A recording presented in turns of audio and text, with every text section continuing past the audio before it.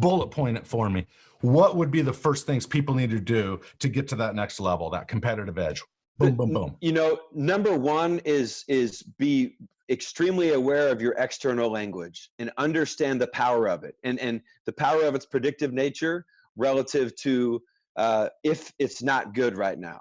You know, I think probably the second thing would be aligning yourself with the behaviors that connect to the things that you currently want. So Russell Wilson, as an example, his behavior was so far ahead of his success that the behavior ultimately became predictive because of the way he lived.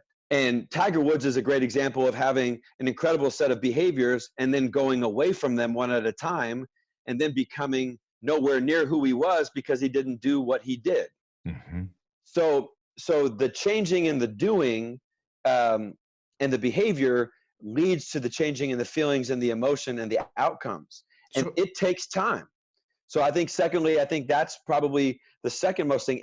Am I living, you know, do I understand what the people that I want? And also, TJ, it's okay to not want anything. Like average people become average through average behavior. And the world needs average people. Now, you and I don't spend a lot of time with those people, but we need average people.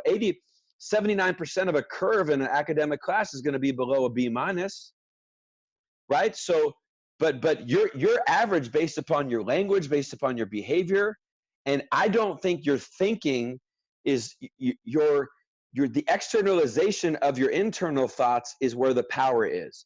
Eventually, once you say things right, and then you get alignment with the behaviors, I think the third thing is, what's my consumption? What do I watch? What do I listen to? What do I surround myself with?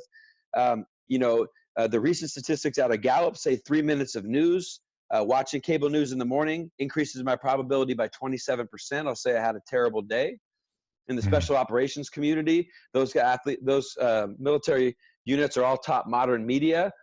Who advertises to MSNBC? Who advertises to CNN? Who advertises to Fox? So you learn that that's their constituency, not you. And if you watch Fox or you watch CNN, it's entertainment. It should not be watched as facts. And so you learn, and then you also know that I'm not capable of watching that and being rational, so I'm not going to do that. So I would say probably one of the four things that I would say is, what you don't do right now probably will change your life way more so than what you do. And learning how to not say stupid things out loud.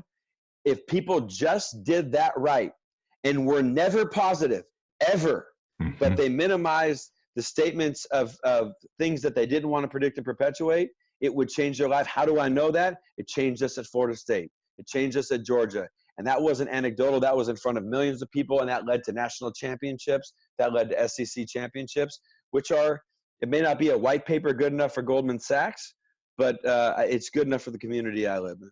Love it. Well, that was great.